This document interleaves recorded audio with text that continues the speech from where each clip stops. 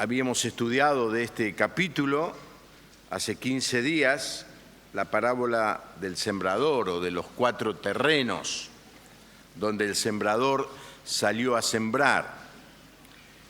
Esta parábola el Señor no le dio nombre, el nombre se lo dieron sus discípulos. Así que vamos a leer de la pantalla la parábola y la explicación que el Señor da a la parábola. No siempre explicó las parábolas, pero en este capítulo 13 Él explicó la parábola del sembrador y también explicó esta parábola. Los discípulos le preguntaron, le pidieron: Señor, no entendemos bien, ¿cómo podemos entender esta historia del trigo y la cizaña? Así que voy a leer desde la pantalla.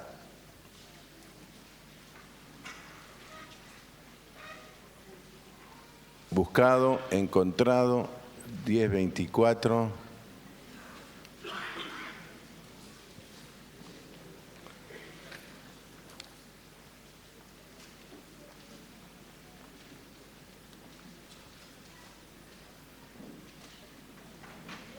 Ya va a venir. Estamos transmitiendo en este momento por Radio Armonía y está saliendo por internet, así que sé que algunos hermanos están viendo este mensaje por internet. Estamos haciendo las pruebas y en cualquier momento que estemos seguros de que esto está funcionando bien, vamos a entrar a hacerlo conocer, vamos a promocionarlo un poco más. Así que leo el texto de la palabra de Dios. Les refirió otra parábola diciendo: el reino de los cielos es semejante a un hombre que sembró buena semilla en su campo. Pero mientras dormían los hombres, está hablando de los que trabajaban con él, vino su enemigo y sembró cizaña entre el trigo y se fue. Y cuando salió la hierba y dio fruto, entonces apareció también la cizaña. Vinieron entonces los siervos del padre de familia y le dijeron: Señor, ¿no sembraste buena semilla en tu campo? ¿De dónde pues tienes cizaña? Él les dijo: un enemigo ha hecho esto. Y los siervos le dijeron: ¿quieres pues que vayamos y la arranquemos? Él les dijo: no sea que al arrancar la cizaña arranquéis también con ella el trigo. Dejad crecer juntamente lo uno y lo otro hasta la siega, y al tiempo de la siega yo diré a los segadores: recoged primero la cizaña y atadla en manojos para quemarla, pero recoged el trigo en mi granero. Y ahora viene la explicación en el versículo 36. Entonces, despedida a la gente, entró Jesús en la casa y acercándose a él sus discípulos le dijeron: explícanos la parábola de la cizaña del campo. Respondiendo él les dijo: el que siembra la buena semilla es el Hijo del Hombre. El campo es el mundo. La buena semilla son los hijos del reino y la cizaña son los hijos del malo. El enemigo que la sembró es el diablo. La siega es el fin del siglo y los segadores son los ángeles. De manera que como se arranca la cizaña y se quema en el fuego, así será en el fin de este siglo. Enviará el Hijo del Hombre a sus ángeles y recogerán de su reino a todos los que sirven de tropiezo y a los que hacen iniquidad. Y los echarán en el horno de fuego. Allí será el lloro y el crujir de dientes. Entonces los justos resplandecerán como el sol en el reino de su Padre. El que tiene oídos para oír, oiga la palabra de Dios. En estos últimos meses el mundo ha vivido situaciones inexplicables de catástrofes naturales. Nos ha ocupado tanto el tema del terremoto en Haití, luego el terremoto en Chile, este volcán en erupción en una isla del norte que afecta a toda Europa. Hemos visto epidemias, el año pasado la gripe A, inundaciones, tornados, avalanchas. Todas estas cosas nos hacen preguntarnos, ¿por qué suceden? ¿Por qué pasan estas cosas tan trágicas, tan dolorosas? Si Dios es un Dios bueno, ¿por qué permite esto? Y a muchos esto les hace dudar de la bondad de Dios. Es que quizá Dios no sea tan bueno como se dice. Y a otros les hace dudar de aún la existencia de Dios. Evidentemente este mundo está descontrolado, no hay quien lo controle, no hay una mente superior. Y la parábola que vamos a estudiar en esta noche y que luego en los grupos, en las células van a desmenuzar con más detalle, justamente habla sobre este tema, la maldad que hay en el mundo. Y hay 4 cosas que el Señor Jesús enseña a través de esta parábola. En primer lugar, que vamos a ver mucha injusticia en el mundo. Esto es un hecho, no es una posibilidad remota. De hecho, es algo muy actual, muy común, muy cotidiano. Hay maldad en el mundo. Muchas veces nos encontramos preguntándonos a nosotros mismos, bueno, ¿qué es lo que está pasando? Yo creo que Dios es bueno y que hizo un mundo hermoso. Entonces, ¿por qué el mal se metió en el mundo? ¿Por qué pasan estas cosas terribles? Es la misma pregunta que le hicieron los siervos al padre de familia. Dice en el versículo 27 que vinieron entonces los siervos del padre de familia y le dijeron, Señor, ¿no sembraste buena semilla en tu campo? ¿De dónde pues tienes cizaña? ¿Por qué hay mal? ¿Quién produce el mal? ¿Quién trae el mal? ¿Quién genera el mal? Cuando nosotros leemos la historia bíblica en los primeros capítulos, hay un texto que se repite varias veces en el capítulo 1, y es que Dios, al ver lo que había hecho, la creación, Él una y otra vez decía que era bueno. Miren el versículo 31, resumiendo, dice, y vio Dios todo lo que había hecho, y he aquí que era bueno en gran manera. ¿Cómo que era bueno? Y entonces, ¿qué pasó? ¿Cometió un error Dios o muchos errores? Dado que Él creó todas las cosas, creó también el mal. Porque en estas catástrofes que mencionamos, murieron niños, familias enteras, personas inocentes. Y cuando algo así sucede, o cuando algo así nos sucede a nosotros, algunas veces empezamos a pensar, bueno, ¿será que hemos cometido algún pecado? ¿Será que Dios nos está castigando? Y Jesús en esta parábola quiere mostrar que ese pensamiento es absolutamente errado. Cuando algo sucede así, aparecen siempre aquellos que tratan de señalar la razón por la que sucede. Y hermanos, la razón es que vivimos en un mundo caído. Como consecuencia, vamos a sufrir situaciones de maldad, de dolor. Porque toda la raza humana ha invitado a través del pecado colectivo a que el mal reine en este mundo. Es real, está aquí, nosotros lo podemos ver.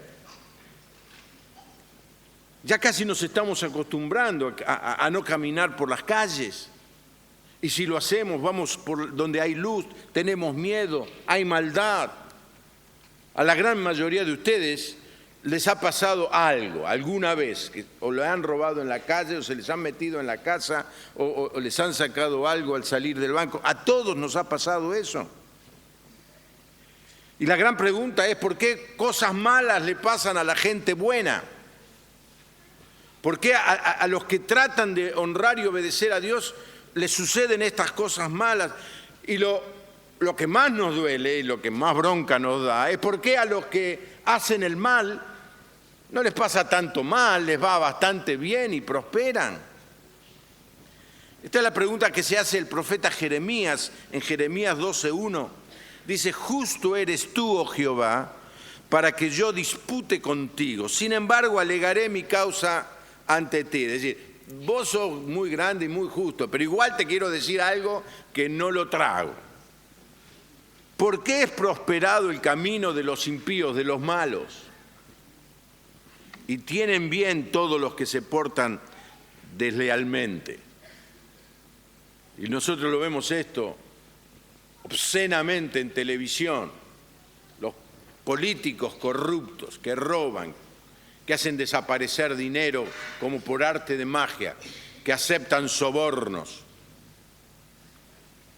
prosperando, les va bien, tienen casas, negocios. Yo quisiera señalar este punto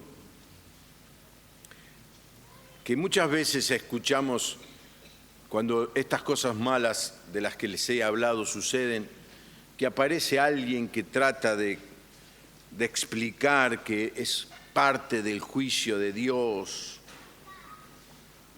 Lo hemos escuchado cuando fue lo de Haití.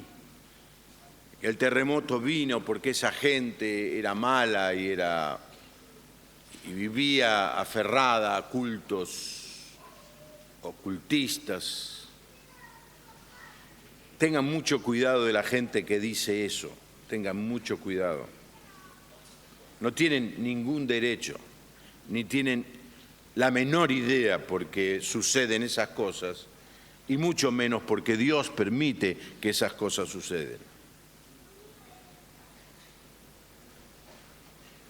Lo que más nos molesta, siguiendo con la línea de pensamiento, es que Dios no castiga a los malvados ni los destruye como la verdad nos gustaría que lo hiciera. ¿Cuántas veces decimos, qué pasa? ¿No te das cuenta? Este tipo habría que hacerlo desaparecer. Se lo merece. ¿Cómo es? Lo ve todo el mundo y vos no lo ves, que es un sabandija, un ladrón. Ese fue el problema del profeta Jonás, que llegó a estar a punto de suicidarse porque descubrió que Dios tenía misericordia de una nación, de una ciudad, y la perdonaba. Y esto le dio mucha rabia al profeta de Dios, a Jonás. Dios lo manda a predicar, ustedes conocen la historia, no va y todo lo demás, y al final va y predica lo que es el poder del Evangelio, porque predicó sin ningún tipo de gana, No tenía ninguna motivación espiritual, ni lo movía el amor por los perdidos. Fue y le dijo, si ustedes no se arrepienten, Dios los va a destruir. Y increíblemente la ciudad se arrepintió y Dios lo perdonó. Y poco después lo encontramos a Jonás enojado porque me hubiera gustado que no los hubieras perdonado. Es que es algo que nos parece injusto. Algo que no nos entra en la cabeza. ¿Por qué Dios permite que los malos prosperen? ¿Y por qué permite que a mucha gente buena no le vaya bien y sufra? El Señor Jesús lo explicó de alguna manera esto en Mateo capítulo 5. Él dice, esta es otra orden que dio Moisés hace muchísimo tiempo, estamos en el Sermón del Monte, amen a su prójimo y odien a su enemigo. Pero ahora yo les digo, amen a sus enemigos y oren por quienes los maltratan. Así demostrarán que actúan como su Padre Dios que está en el cielo. Él hace que salga el sol sobre los buenos y sobre los malos. Él manda la lluvia para el bien de los que obedecen y de los que no lo obedecen. Y no solamente Dios no castiga a la gente como nosotros quisiéramos, sino que ahora nos pide que los amemos como Él los ama. Alguien señaló esta cualidad de Dios, lo dijo así: lo escandaloso de Dios es su inagotable misericordia. La verdad que muchas veces hasta perdemos la paciencia, porque nos gustaría que parara esto, la injusticia, la inmoralidad, y algunas veces hasta nos enojamos con Dios. Claro que cuando Él nos perdona a nosotros estamos muy contentos.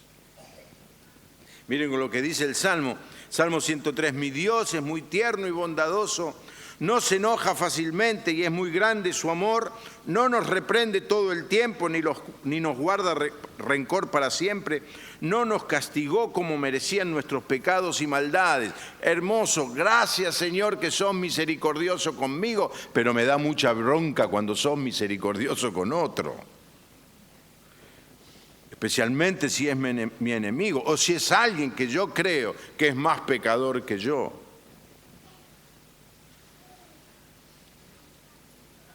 Los discípulos tenían también esta pregunta de por qué sucedían estas cosas, por qué había gente buena que sufría. Se encontraron con un ciego de nacimiento y le preguntaron a Jesús en Juan 9, Maestro, ¿quién tiene la culpa de que este joven haya nacido ciego? Pues ¿fue por algo malo que hizo él mismo o por algo malo que hicieron sus padres? Jesús le respondió, ni él ni sus padres tienen la culpa. Porque los judíos tenían esta manera de pensar y también, de alguna manera, los discípulos tenían esta manera de pensar. Y hay mucha gente que piensa así. Yo quiero decirle que no pienses así porque el Señor Jesús dice que no es así. Si estás enfermo, estás pasando un momento de dolor, de dificultad, de pérdida, no es porque sos malo o Dios te está castigando. Usted me dice, pero nunca, bueno, se puede dar en algún momento un castigo de Dios, pero no es lo usual. Y cuando veas a un hermano que está pasando por un momento de dificultad, ni siquiera se te ocurra decir, le está pasando esto porque es un pecador. No es lo que Dios enseña en su palabra. Me acuerdo en el año 80, estábamos cenando con Luis Palau, después de la cruzada que él estaba teniendo en Los Ángeles, California. Yo dirigía el coro. Y estábamos cenando, estaba Noemí también, mi esposa, y él estaba enojadísimo, porque en ese momento todo el mundo sabía que su esposa Patricia tenía cáncer. Y entonces esta clase de gurú religioso empezó a lanzar por el comentario de aquí y de allá que la esposa de Luis Palau está enferma porque debe haber pecado. Y estaba tan enojado, me dice Luis, ahora que vuelvo me voy a grabar unos mensajes. Le digo, hacelo con amor, Luis. En algunos momentos como este, la verdad es que nos cuesta entender por qué Dios no los borra del mapa de una vez, como quisiéramos nosotros. En otro momento los discípulos le preguntaron a Jesús por unas personas que Pilato había justiciado. Son historias que no están en la Biblia, pero parece que Pilato fue muy sangriento con un grupo de galileos que llegaron a Jerusalén y se opusieron o molestaron a los que tenían las banderas de Roma. No se sabe bien. Y entonces el Señor Jesús le contestó de la misma manera. El versículo 1 dice, en este mismo tiempo estaban allí algunos que le contaban acerca de los galileos cuya sangre Pilato había mezclado con los sacrificios de ellos. ¿Creen ustedes que esos hombres murieron porque eran más malos que los demás habitantes de Galilea. De ninguna manera. Otra vez, Jesús es muy contundente en esta enseñanza. Y les dice, si ustedes no cambian su manera de vivir ni obedecen a Dios, de seguro morirán. Es una historia que no está en la Biblia, no hay mucho registro de esto, y ahora él agrega una segunda historia que tampoco está en la Biblia y que no se sabe muy bien. Recuerden a los 18 que murieron cuando se les vino encima la torre que se derrumbó en Siloé. Evidentemente estaban allí algún grupo, 18 personas, y se vino abajo una torre y los mató. ¿Creen ustedes que eso les pasó porque eran más malos que todos los habitantes de Jerusalén? Y otra vez dice, bien enfáticamente, de ninguna manera. Y si ustedes no cambian su manera de vivir ni obedecen a Dios, también morirán. Es muy fuerte el Señor diciendo esto. Y yo quiero enfatizarlo por dos razones. Porque todavía hay gente en la iglesia que cuando le pasa algo malo empieza a dudar de su fe, de su salvación, y a dudar de Dios y a pensar que Dios lo está castigando. Dios no se dedica a hacer eso. Y en segundo lugar lo digo porque también hay gente en la iglesia que cuando ve que a otro le pasa eso, va y se le acerca y encima de que la persona está pasando por algún problema, alguna dificultad, le dice, no tendrás un pecado en tu vida. Por eso el Señor les dice, deben arrepentirse. Porque siempre tendemos a pensar que nuestros pecados no son tan malos como lo de los demás.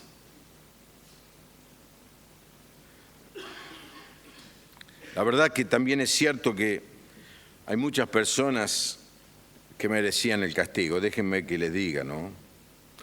Y uno se pregunta, ¿por qué no reciben el castigo ya?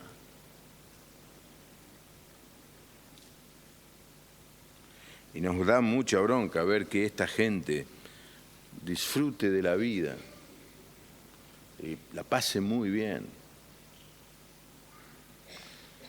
Tal es así que el profeta Isaías, viendo esta misma situación, le dice a Dios, el justo perece y a nadie le importa. Mueren tus siervos fieles y nadie comprende que mueren los justos a causa del mal. ¿Qué pasa, Señor?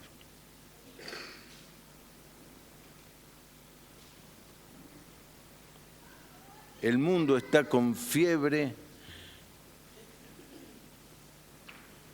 en cama y con gripe. Es la primera frase que no me acuerdo bien de un tango de Discépolo que se titula ¿Qué bachaché? Que le pregunta, Señor, ¿qué vas a hacer? Estamos todos locos. El mal prospera.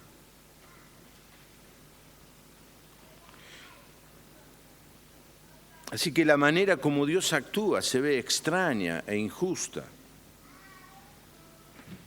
Pero hermanos, esto es así porque Dios es rico en misericordia.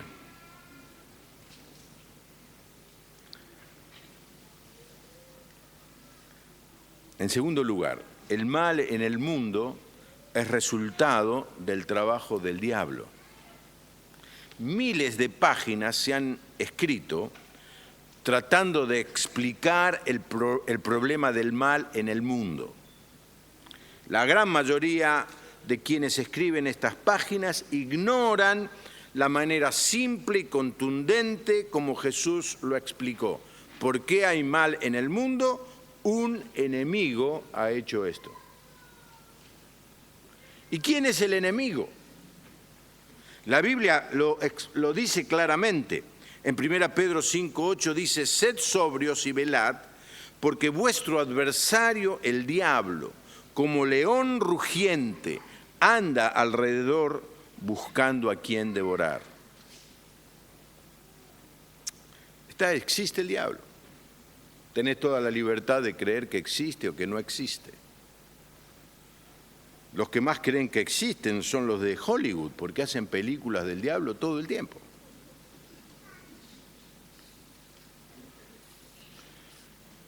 Pero no se puede desconocer que figura en la palabra de Dios y que el Señor Jesús lo mencionó con nombre y apellido. Y nunca en la Biblia se lo presenta como un símbolo del mal, se lo presenta como un ser real. La sociedad ha tratado de estereotiparlo en un personaje vestido de rojo, con cola y cuernos, con un tridente en la mano. ¿Lo cuánto vieron eso? Yo tengo un amigo, el pastor Juan Calcagni, que de chico se hizo hincha de Independiente. Y la mamá le decía, qué feo que seas de los Diablos Rojos. Porque claro, tenía una camiseta con un diablo en él. Entonces, están en las murgas, aparecen en las publicidades. Entonces, terminamos creyendo que es un muñequito, que es una cosa chiquita, que no nos puede hacer nada. Pero es un ser real. Y es mucho más sofisticado que lo que nosotros imaginamos y mucho más peligroso de lo que nosotros podemos imaginar. No te le hagas el piola a Satanás que te da vuelta con un soplido. Él sabe cómo hacer para que lo bueno aparezca como malo y que lo malo aparezca como bueno. Es un especialista en eso. No es tan malo, che. Es bárbaro esto, ¿eh? Míralo un ratito más, vas a ver cómo te va a enriquecer este video pornográfico. O esta conversación, o esta película, o este libro. No es mala persona esa, ¿eh? Seguí frecuentándola un poco más. Vas a ver que al final, en el fondo, es bueno. Se especializa en hacer parecer lo bueno como malo y lo malo como bueno. Y esto es lo que hace el diablo en esta parábola. La cizaña que plantó crece al momento, al comienzo, igual que el trigo. En la época del Señor Jesús no era inusual que alguien plantara cizaña en el terreno de otro. Esta era una sucia treta porque había gente que quería que al vecino le fuera mal. Era bastante común al punto que el Imperio Romano llegó a emitir una ley de castigo para los que hicieran eso. Imagínense, hay alguien que sembró como este padre de familia, un hombre propietario del terreno, no era poca cosa, no lo alquilaba, era de él el terreno, tiene siervos que trabajan para él, era un hombre con cierta prosperidad y sembró trigo, la buena semilla. En algún momento, en una noche, vaya a saber cuándo, aparecen los malos y siembran. El diablo manda a hacer esto. Y lo interesante de esta parábola que el Señor Jesús cuenta es que utiliza este yuyo como ejemplo de la maldad, la cizaña. ¿Ya saben cuál es la característica de la cizaña? Que se parece mucho al trigo y que el trigo se parece a la cizaña. Y cuando se siembran en el mismo lugar, los dos comienzan a crecer y al principio no se puede diferenciar bien una de otra, salvo que uno conozca mucho y se acerque. Y lo que produce la cizaña es que le quita los nutrientes de la tierra al trigo. O sea que lo que se va a esperar luego es una cosecha con menor rinde, como dicen los del campo. Es decir, no va a haber la productividad que se esperaba tener. ¿Por qué? Porque la raíz de la cizaña se entrelaza con la raíz del trigo y le quita la energía. ¿Cuál es la única diferencia? Que al final de la historia, cuando llega el momento de la cosecha, la cizaña no sirve para nada. La cizaña es un arbusto que lo único que le espera es que se seque con el sol y luego va a ser quemado, pero que el trigo da fruto. Lo que pasa es que esto hace la cosecha más dificultosa, porque cuando se hace la cosecha hay que tomarse el trabajo de separar las espigas de trigo doradas de las espigas amarronadas y separarlas, y eso es un trabajo que se espera no tener. Para evitar esa dificultad, los sirvientes de la parábola querían comenzar a sacar la cizaña inmediatamente. Señor, le dicen, ¿vamos a sacar la cizaña ahora? Pero el padre de familia, el propietario, sabía que si ellos hacían esto, cuando iban a arrancar la cizaña, como las raíces están mezcladas, iban a sacar también con la cizaña el trigo. Y al final de la historia iba a ser peor el remedio que la enfermedad. Y entonces le dijo, esperen, no lo hagan ahora, ya va a realizarse la separación, pero no ahora. Y entonces, al relacionarnos con el sufrimiento humano, dice, ¿por qué las personas sufren? ¿Por qué hay tanta injusticia? ¿Por qué Dios no hace algo? Porque si Dios hiciera algo, el mal que produciría causaría más daño que lo que nosotros podemos imaginar.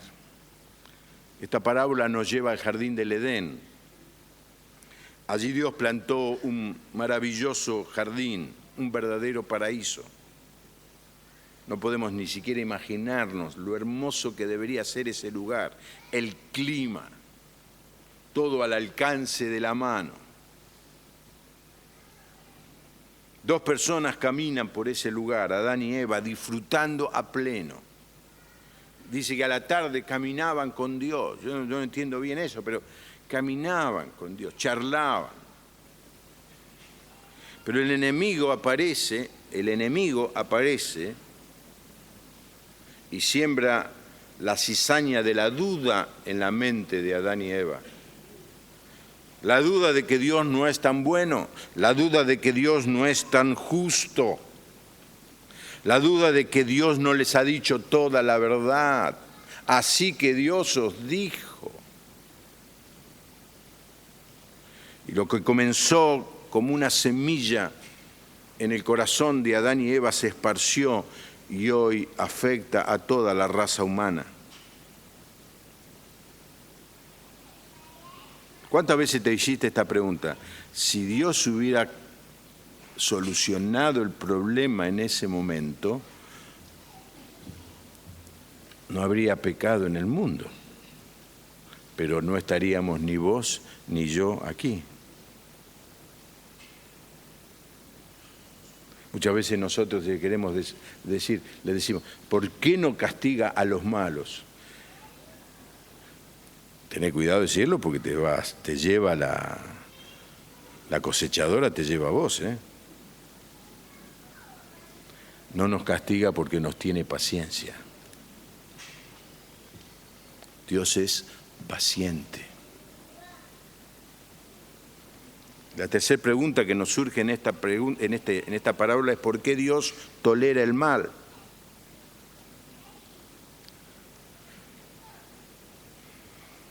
Imagínense que a alguno de nosotros Dios nos da la tarea de decir, bueno, ya que estás tan preocupado entre el bien y el mal, bueno, decidí vos quiénes son los buenos y quiénes son los malos. A ver, ¿quién de ustedes se anima a ser el que decida los buenos y los malos?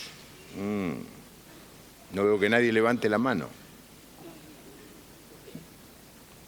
Por eso nos duele el corazón cuando alguna potencia mundial se da el lujo de decidir quién tiene que vivir y quién tiene que morir.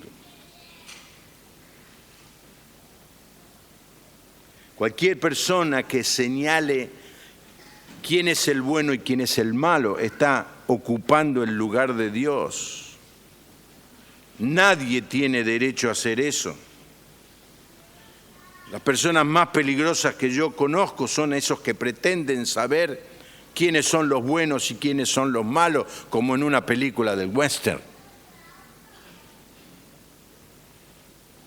Hace un tiempo algunos predicadores de Estados Unidos, tratando de explicar lo inexplicable, condenaron a Irak e Irán por los pecados de vaya a saber cuántas generaciones. Yo escribí un artículo sobre eso, acerca de los profetas y las profecías, que dio vuelta el mundo, ese artículo, de alguien que se tiene la ligereza de señalar que nosotros somos los buenos y entonces tenemos derecho a tirarle bomba a ellos que son los malos. ¿Quién te dio ese derecho? O como ese otro predicador que cuando Chávez no sé qué dijo contra Estados Unidos, hizo una declaración de que debían asesinar a Chávez, un predicador.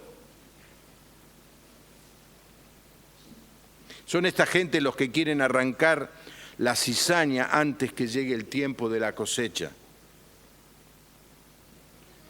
Tienen miedo de que la cizaña pueda hacer lo que la cizaña pueda hacer, pero no se dan cuenta de que el maligno va a hacer algo mucho peor si ellos se dedican a separar lo bueno y lo malo. Esa no es la tarea de la iglesia. Otra vez quiero señalar esto para alguno que ha escuchado mensajes acerca de esta parábola. Esta parábola no habla acerca de la iglesia, porque sí en la iglesia tenemos la responsabilidad de separar al hermano que no está andando ordenadamente. La Biblia nos compele a los pastores a separar de la comunión y a veces a tener que decirle a una persona que no se arrepiente y vive en una actitud de obstinación y de pecado, separarlo de la congregación, decirle que no asista más.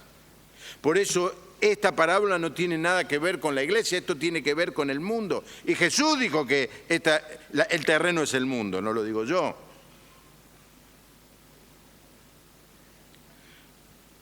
Y tenemos que tener mucho cuidado en señalar. Hermanos, tengamos mucho cuidado. A veces somos muy rápidos en condenar, como que nos surge una suerte de orgullo intelectual, orgullo espiritual, orgullo teológico. Yo conozco también lo que es el orgullo denominacional, señalar con el dedo, estos no saben nada, estos son buenos, estos son malos. Tengamos mucho cuidado de eso, no es tarea nuestra. Señor, ¿sacamos la cizaña? No, esperen. Dios tolera la cizaña porque al final de los tiempos, algunos que aparecen como malos hoy, van a ser buenos. Si lo fuéramos a arrancar hoy, los destruiríamos. Y Dios permite que el tiempo pase porque algunos que aparentan ser buenos hoy, al final de los días van a ser malos. No siempre podemos saber quién es quién. Nosotros le pedimos a Dios que castigue el mal y a los pecadores. Entonces, si Dios hiciera eso, castigaría al pecador en el momento de que el pecador cometa el pecado. Hoy no solamente no había quien diera la ofrenda, no había quien levantara la ofrenda en este culto aquí, no quedaría ninguno. Si Dios nos castigara, como a veces nosotros queremos que castigue a otros. ¿Por qué no dice gracias, Señor, por tu misericordia? Gracias por tu paciencia. Gracias por aguantarnos. Ahora, lo que produce esto, y ahora voy a hablar a alguien que está escuchando este mensaje, que vive una vida alejada de Dios y que no pasa nada, no hay castigo.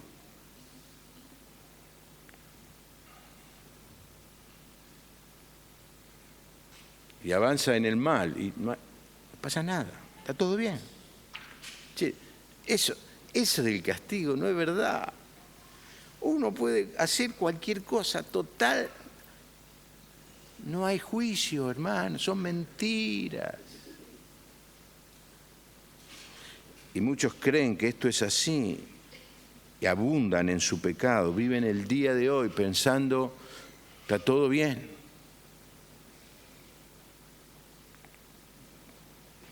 Pero aquel día viene el tiempo de la cosecha, el día de la cosecha, hermanos, se acerca. Y esta es la última enseñanza de esta parábola. Habrá un día en el que el mal se va a separar del bien. El trigo se guardará en el granero, la cizaña es atada y finalmente quemada. El Señor está enseñando algo muy fuerte, muy importante en esta parábola y en la explicación que hemos leído de la palabra. No va a ser un día feliz para aquellos que vivieron dándole la espalda a Dios. Cuando vos ves a esos hombres que se burlan de Dios, que ofenden las leyes de Dios, va a llegar un día, el día que van a tener que rendir cuentas ante Dios.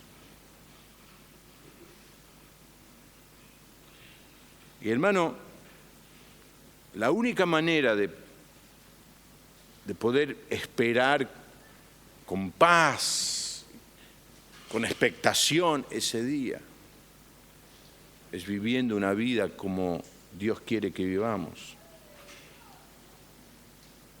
Y el mensaje del Evangelio es un mensaje extraordinario porque lo que decimos, utilizando como base esta parábola, es que cuando una persona reconoce que es un pecador, reconoce su maldad y le entrega su vida a Jesucristo, Dios produce el milagro de convertir la cizaña en trigo. Todos los que estamos aquí éramos cizaña y gracias a Dios, Él antes de que nos convirtiéramos no pasó con sus ángeles arrancando la cizaña porque nos hubiera arrancado a alguno de nosotros. Él tiene misericordia y espera que la persona reconozca su necesidad y le diga, Señor, quiero esperar ese día de la cosecha siendo trigo. Cambia mi vida, transforma mi corazón, te entrego todo lo que soy. Eso es ser cristiano. No es venir a la iglesia, no es participar de las actividades, no es ni siquiera cantar, ni siquiera estar en algún ministerio de servicio. No es venir a la iglesia y decir, me encanta venir aquí porque es un ambiente bárbaro, los muchachos conocen a las chicas conocen a los muchachos, alguno conoce a algún cliente, algún otro conoce a alguien al que le debe, por eso se va rápido cuando termina la reunión. Pero esa no es la salvación. Vos no sos salvo por ser miembro, entre comillas, de la iglesia La Puerta Abierta. No sos salvo porque naciste en una familia cristiana. Sos salvo si en un momento, un día en tu vida, tomaste la decisión de decirle, Señor Jesús. Le pido al chico del trencito que por favor en este momento pare. Señor Jesús, reconozco que soy un pecador, que a la luz de esta parábola soy cizaña. Señor Jesús, moriste en la cruz por mí para producir la transformación en mi vida. Transformame en este momento de trigo a cizaña. Y Dios lo hace. De manera que si alguno está en Cristo, es una nueva criatura. Transformó el agua en vino. Transformó a Saulo, que era un perseguidor de la iglesia, en el apóstol a los gentiles. Transformó a muchos de los que están acá, que eran pecadores, y si se quieren quedar esta noche les cuento la historia de todos, en cristianos que sirven al Señor. Y Dios quiere transformar tu vida hoy.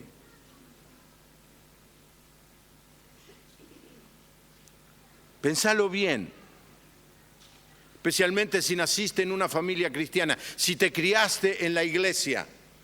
Pensá bien si realmente sos trigo y no cizaña, muy parecido al trigo, pero sin ningún fruto. ¿Cuál es la pregunta que le hicieron los discípulos para separar, para saber qué es una cosa y otra? Señor, ¿cómo vamos a saber cuál es trigo y cuál es cizaña? Y el Señor Jesús le dijo, pero ¿qué le dijo? Por sus frutos lo conoceréis. ¿Cómo es tu vida?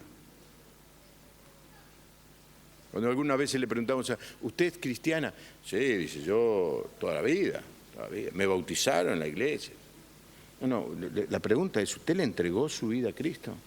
¿Cómo le cuesta entender a la gente religiosa, a la gente que ha vivido esa religiosidad durante muchos años, que no es cuestión de religión, que la fe es un acto de la voluntad, es una decisión de decir, Señor, te entrego el control de mi vida y lo voy a hacer consciente y lo voy a proclamar? Y ojalá que alguno de los que esté aquí en esta noche, que todavía no tomó esa decisión, y alguno que anduvo viviendo durante mucho tiempo creyendo que había tomado la decisión, pero que ve en su vida que no hay frutos, diga, en esta noche me quiero asegurar de que no soy cizaña, de que soy trigo. Dios quiera tocar tu corazón, porque va a llegar el tiempo de la cosecha. Miren lo que dice, y al tiempo de la siega yo diré a los segadores, recoged primero la cizaña y atadla en manojos para quemarla. Es clarísima la figura.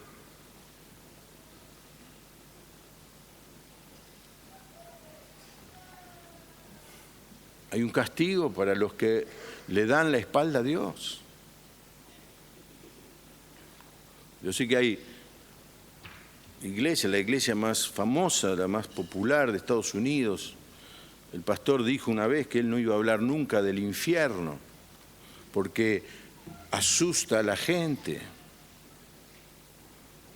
Pero la palabra de Dios habla del castigo que le espera a aquellos que viven dándole la espalda a Dios.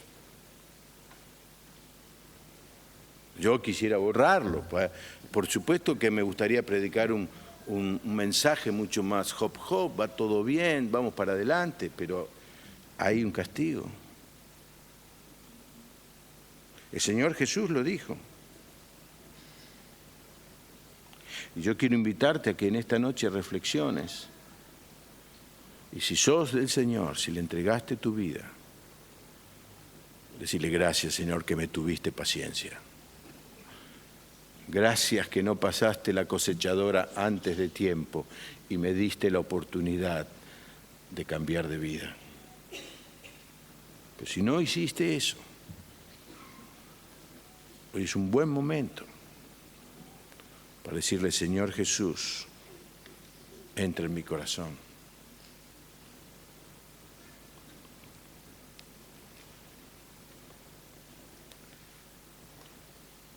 Quiero decirle algunas palabras a algunas personas que han sufrido la violencia, la injusticia. Y se están preguntando, bueno, pero a mí me lastimaron, a mí me hirieron, a mí me marcaron. No hay castigo para esa gente porque yo tengo ganas de hacer algo contra esa gente. Y la palabra de Dios dice, no hagas nada. ¿Cómo no voy a hacer nada? No hagas nada. Él es tu vengador. Lean Romanos capítulo 12. Hay un mensaje que prediqué hace unos años, cómo vencer a nuestros enemigos, que está en la página de la iglesia, donde explico la mecánica de ese capítulo de no intentes vengarte. Sacá de tu mente el plan de hacer justicia. Déjale a Dios. A veces nos da mucha bronca tener que esperar, ¿es cierto? Pero dejale a Dios que el castigo de Dios va a ser mucho más justo del que vos puedas producir. Jesús le dijo esto a sus discípulos: no se sorprendan de lo que les digo, porque va a llegar el momento en que los muertos oirán mi voz y saldrán de sus tumbas. Entonces los que hicieron lo bueno volverán a vivir y estarán con Dios para siempre, pero los que hicieron lo malo volverán a vivir para ser castigados. No van a morir, van a vivir y van a ser castigados. Es palabra de Dios. Los creyentes en Tesalónica también estaban sufriendo, y Pablo en 2 Tesalonicenses les dice: tanto que nosotros mismos nos gloriamos de vosotros en las iglesias de Dios por vuestra paciencia y fe en todas vuestras persecuciones y tribulaciones que soportáis. Esto es demostración del justo juicio de Dios, para que seáis tenidos por dignos del reino de Dios, por el cual asimismo padecéis. Porque es justo delante de Dios pagar con tribulación a los que os atribulan, y a vosotros que sois atribulados, daros reposo con nosotros cuando se manifieste el Señor Jesús desde el cielo con los ángeles de su poder. Miren, la Biblia está llena de historias acerca de malos prosperando. Jesús dijo, Mateo 5:45, que ya leímos, que Dios, aún viendo esa maldad, sigue dejando que el sol salga sobre buenos y malos, sigue dejando que la lluvia caiga sobre buenos y malos. Pero la bonanza de Dios tiene un límite. Los malos podrán disfrutar, pero les va a llegar la hora. Son como esos que están, como ese que se tiró de un piso 50 en un edificio sin paracaídas y venía cayéndose, y en el piso 30 le preguntaron: ¿y cómo va? Dice: por ahora vamos bien.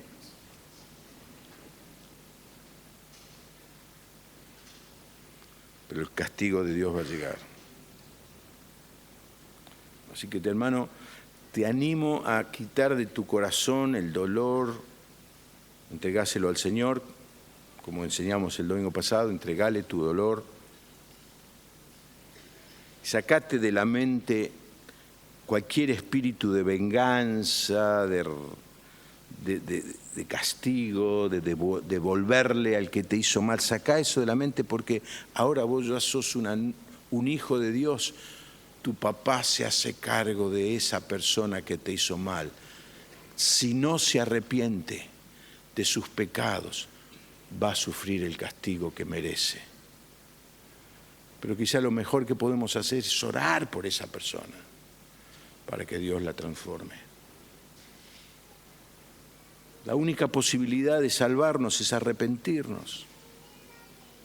La única posibilidad de ser trigo es confesarle al Señor Jesús que le entregamos nuestra vida. Esta mañana, cuando venía para aquí, me acordé de una canción de Chico Novarro, la canción de un león a otro. Es un león que está en el zoológico y le escribe a su hermano, un león que está en el circo, y les describe el mundo en que estamos viviendo. Pero me gusta cómo termina y dice, otra más: caímos en la selva, hermanos, y mira en qué piadosas manos, irónicamente. Su aire está viciado de humo y muerte, ¿y quién anticipar puede su suerte? Y luego tiene un llamado: volver a la naturaleza sería su mayor riqueza. Allí podrán amarse libremente y no hay ningún zoológico de gente. Cuídate, hermano. Yo no sé cuándo, pero ese día viene llegando.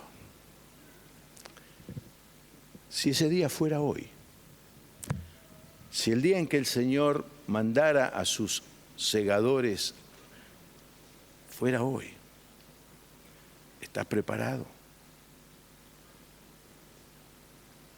¿Estás seguro? Puedes decir, no hay problema, pastor. Le he entregado mi vida a Cristo y vivo tratando de agradarle.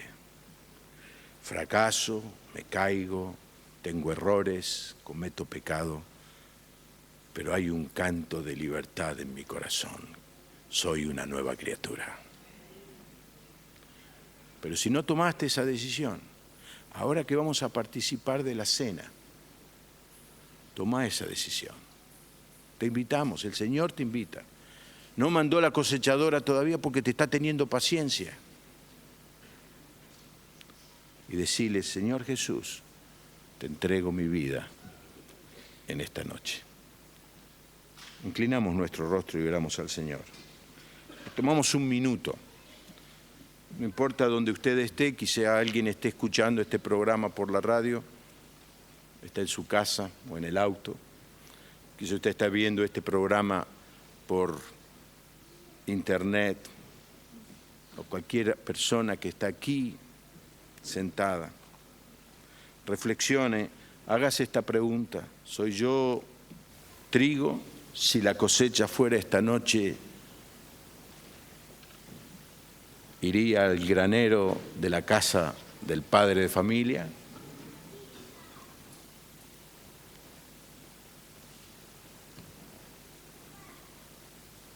Y si no puede contestar esa pregunta,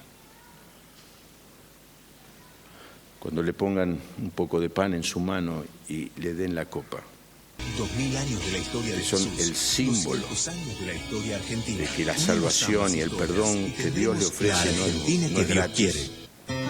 A Jesús le costó Por la mucho. familia y el futuro de Te nuestros diga, niños, Señor, al afirmamos tomar sí al este matrimonio pan y esta entre copa, hombre y te mujer. entrego mi vida. Quizá hiciste esta ceremonia muchas veces, pero nunca le entregaste tu vida a Jesús. Aprovecha este momento para decirle, Señor, te entrego mi vida, te entrego el control de mi corazón.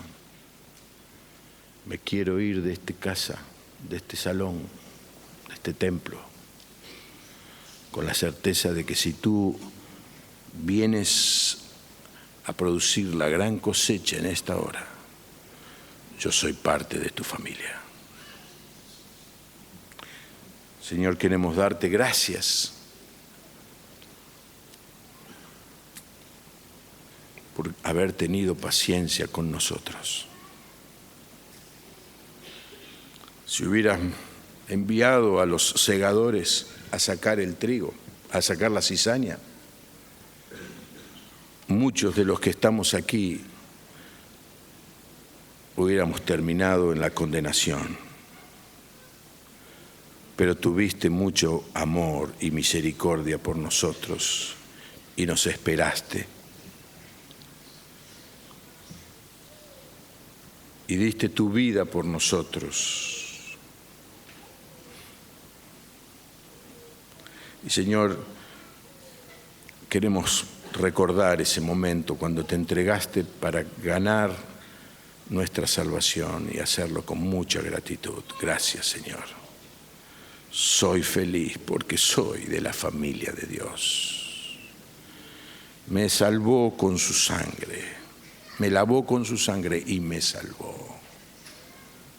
Gracias, Señor. Espíritu Santo, mientras compartimos el pan y la copa, seguí trabajando en el corazón de aquellos que no han tomado esta decisión, para que en esta noche puedan recibirte como Salvador y Señor. Partimos el pan y participamos de la copa en gratitud. En el nombre de Jesús. Amén. ¿Soy feliz? ¿Soy? ¿Qué tono es? Soy feliz porque soy de la familia de Dios. Gracias. Me lavó con su sangre y me salvó. Con Jesús sanaré, gozaré de su amor, porque sé que soy parte de la familia de Dios. A ver otra vez. Soy feliz porque soy de la familia de Dios. Me lavó con su sangre y me salvó. Con Jesús andaré, gozaré de su amor. ¿Por qué? Soy feliz, que soy parte de la familia de Dios. A ver, toca en re mayor, ¿no? Cuando Cristo vino a mi corazón, mi vida entera cambió. Su paz y su amor alejaron de mí las dudas, las ansias y el temor. Y es así.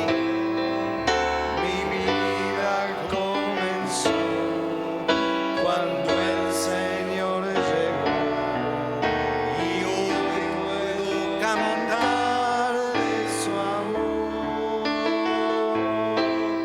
Mi vida comenzó cuando el Señor llegó, y hoy puedo cantar de su amor. Y le vamos a cantar esta segunda estrofa a todos aquellos que están pensando en tomar esta decisión. Y le vamos a decir: hoy quiero que Cristo te transforme a ti, que cambie tu vida también. Piensa en la cruz donde murió por ti y ábrele tu corazón. ¿Por qué?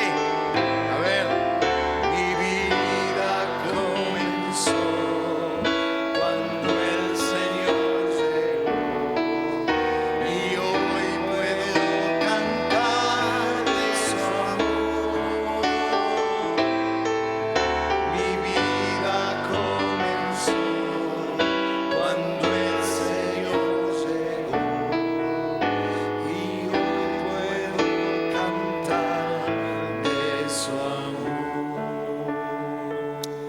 Y al participar de esta copa, Señor, queremos darte tantas gracias.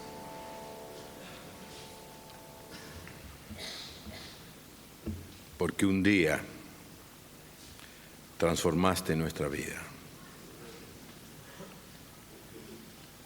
Nos pasaste del reino de las tinieblas al reino de la luz. Estábamos muertos y nos diste vida. Estábamos perdidos y nos encontraste. Y nuestra vida comenzó cuando el Señor Jesús llegó a nuestro corazón. Celebramos que hayas muerto por nosotros en la cruz para poder salvarnos por toda la eternidad. Participemos con gratitud.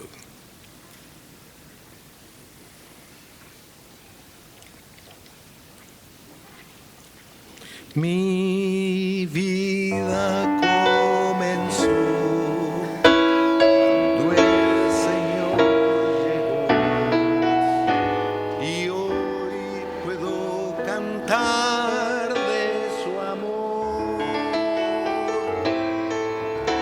Mi vida comenzó cuando el Señor llegó y hoy puedo cantar de su amor.